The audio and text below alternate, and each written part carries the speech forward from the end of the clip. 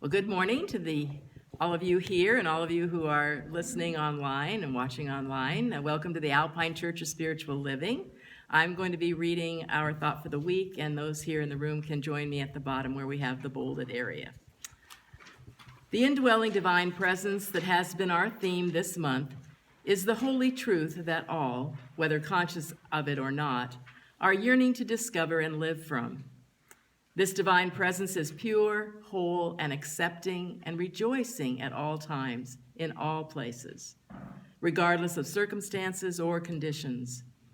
Wouldn't it be lovely if we could actually experience its beautiful energy on a first-hand basis? We can, though in my opinion, it takes deliberate steps and desire to accomplish. One of the first steps to entice our pure, holy self to come out and play is that we can become aware of our deeply hidden fears and insecurities. Many of us are driven by indwelling thoughts and emotions of inadequacy and judgment of self and others that cause us to react and respond from our small, egoic self.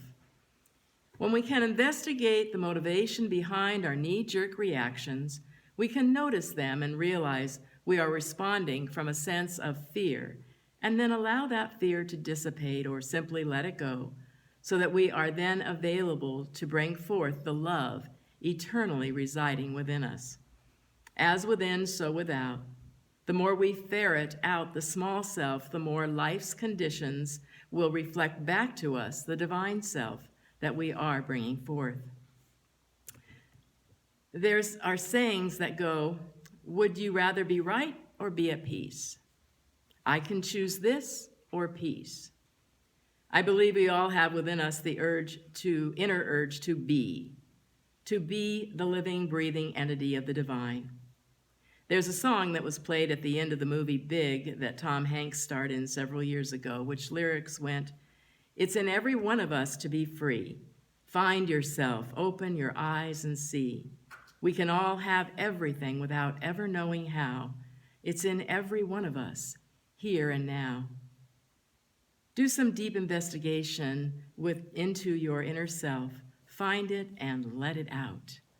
Say with me, I am willing to shed the cloak hiding my true inner light of love, joy, and peace.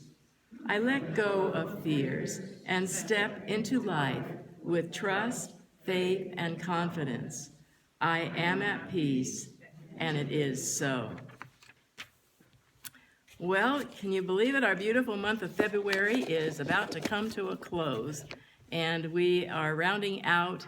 Today's topic is going to be the inner urge to be. I think there's something mystical, something mysterious about life, because we are this mixture of the divine and humanity. Divinity and humanity are what we are made up of. And so much of the time, we have a tendency to focus on those things that we can see with our eyes, taste and smell, with our five senses. But there are a lot of other senses that we also have that we can develop to where we can be aware of this inner unseen realm of divinity that really is living our lives. This divine essence and energy is what gives life to everything and everyone. And there is this I like to think of it as a golden thread that is woven through every being, every energy, every iota of things. This last week, I took my she says she's 3.5, but she's almost 3 7/8 granddaughter to Balboa Park this last week. And it's a short ride they live in North Park, so it's a short ride. But she got in the car and I had my music on and my spiritual playlist was on. And Adeline piped up and said, I want to hear the God one. And it's on shuffle, so I have no idea what's coming up. But I pushed the advance button, and sure enough, the next song that was going to play was from Rita Harrington. And it's God in You is the name of it. And it's exactly the song that she was talking about. And it says, God in you, God in me, God in all things lovingly. And she was able to sing along with it. She's heard it enough to where she knows it. And in the past, she's asked me, well, what is God? And I explained to her that God is the energy, the power that is kind of invisible, but that has made everything and is in everything.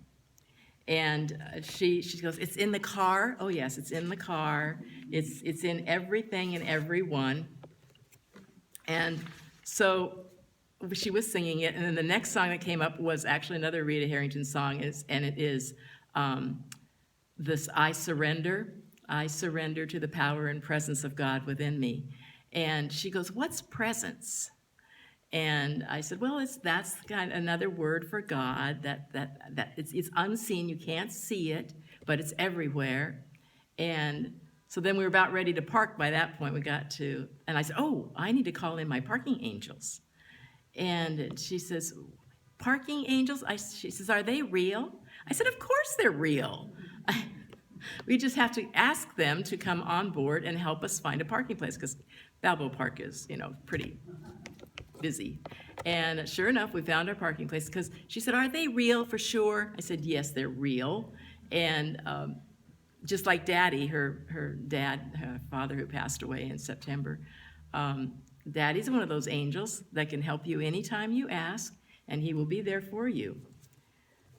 So I think it's amazing and wonderful, the innocence of a child and the trusting that a child has. I know that, Jesus told us that we have to become his children if we are to enter the kingdom of heaven. And I think that means that we need to remember to have that innocence about us, to have that trust about us, and in things that we cannot see.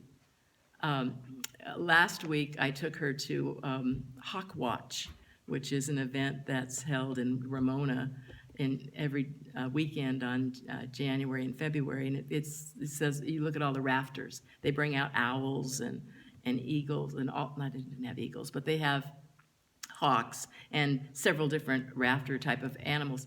And Katie is the gal that was speaking, and she's very knowledgeable. And she's a biologist.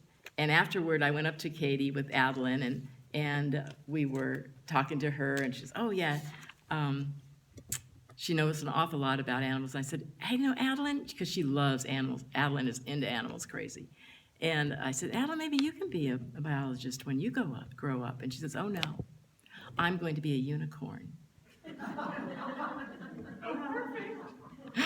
And I thought, well, I have to work on how I'm going to deal with that one. Although, unicorns are magical, and they have that magical horn. So I think that we can weave our way into the magic and the mystery and the wonder of God as she can grow up to be a unicorn in her life.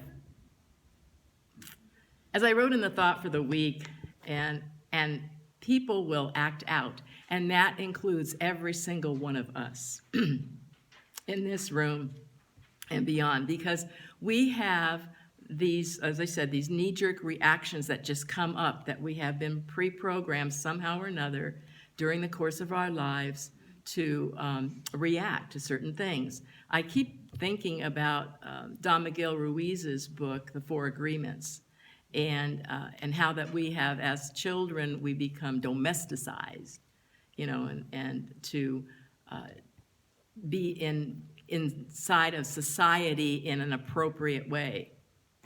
But in doing that, it does strip us a lot of our innocence, of our innate drive to allow this divine self to come out. In Power versus Force, David Hawkins wrote that everything emits energy and that it can be calibrated. Now, I know, I'm sure everyone in this room and beyond is aware that Putin, Russia, invaded Ukraine. And there is now a war going on in this world. And I have to tell you that I am including Putin in my prayers. Because to me, he thinks he is doing the best he can do. However, I believe most of his energy is coming from where David Hawkins calls the desire level, which in David Hawkins' calibration is 125. It starts, the lowest calibration of energy or emotions is shame at 20. Now remember, when I read this list, all of us have experienced or will experience these levels at some time in our life, even today. So rising up, guilt is at 30. Apathy is at 50. Grief at 75. Fear at 100. Desire, 125. Anger, 150. Pride, 175. When I read the section of pride, boy, I can see myself there many times. Courage, 200. Neutrality, 250. Willingness, 310. Acceptance, 350. Reason, 400. Love, 500. Joy, 540. Peace, 600. And full enlightenment is at 1,000. So Putin is demonstrating this desire as to way the description that Hawkins gives us is, it is always seeking gain, acquisition, pleasure, and getting something outside oneself. It is insatiable, never satisfied, and craving. I have to have it. Give me what I want and give it to me now. I don't know, to me that falls in that category of that leader at this moment in time. But the important thing is to realize is that we are all one. There is one divine energy that is flowing through us all. And so that's why we were taught to love yourself and love your neighbor as yourself. We were taught to pray for our enemies so that they are dispersed, so that we can bring that light of loving energy into their awareness, so that maybe they're not aware of it, but we have the ability to do that. As Hawkins, I've been reading another one of his book called Letting Go, and he had a statement in there which I starred in the margin. It said, "There are no other goals than to overcome fear and achieve happiness." And we're not talking about the happiness of buying a new car. We're talking about the happiness of allowing life to be, to trusting life, to letting life happen as it is. When we have all of these emotions that come up within us, we need to recognize them that they're there, and we need to then allow them to move through us. It's the resistance to keeping these feelings inside of us that will magnify them. We're also reading in our other book study, the Book of Joy. It's a conversation between Desmond Tutu and the Dalai Lama. And many times they are talking about the use of bringing in compassion to our daily life, so that we recognize that this is my brother, this is my sister, and I cannot know what is going on internally in their life, but yet I can give a feeling, a recognition that I can have compassion for them, I can have empathy for them, that there's something going on that I can bring my energy of acceptance to them. Because we are both the human and the divine. Marianne Williamson said, "Our deepest fear is that we are powerful beyond our measure." We are powerful beyond measure. for we have this divinity within us. And we're here to discover and rediscover and bring it forth. Richard Rohr, the Catholic priest, wrote, "The true self," and these are capitalized, "is precisely the divine part of you that is great enough, deep enough, gracious enough to fully accept the human part of you. If you are merely human, you will tend to reject your embarrassingly limited humanity. Paradoxically, immense humility, not arrogance, characterizes someone who lives in this true self," capitalized. "You simultaneously know you are a child of God, but you also know that you didn't earn it. You know it's entirely a gift. The true purpose of mature religion is to lead you to ever new experiences of your true self. If religion does not do it, it's a junk religion. Every church service, every sermon, every hymn is for one purpose, to allow you to experience your true self, who you are in God and who God is in you, and to live a generous life that from that infinite source." We are here to remember that this life is a gift of grace. And we in Science of Mind talk a lot about what you focus on, you bring about. You know, our thinking brings it so. But there's more to it than that. It's a feeling. It's an acceptance of humility, of knowing that, my goodness, I have within me this amazing power, and it wants to be birthed through me at every moment in a new and unique and different way. And it is up to me to honor that. And it's up to me to recognize that that is true for every single person, every single being, to allow that spontaneity, to allow that originality to come forth through everyone and everything. And it begins with us. As within, so without. When we are anchored in the knowledge that, yes, this God energy is what I am, and that is what I am looking with. That is what I am seeing with. That is what I am accepting that life is giving me. We live in the kingdom. We live in this beautiful divine energy and presence that is saying, always, always, always saying, yes, yes, go for it.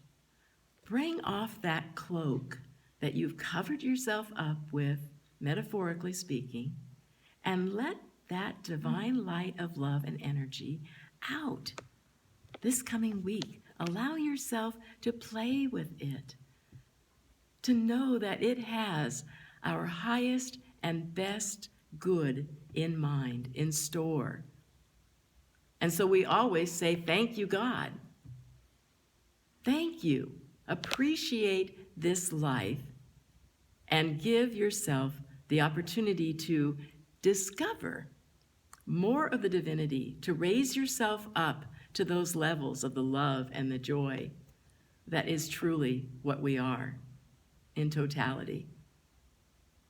Have a beautiful, beautiful week, my dears. Love you.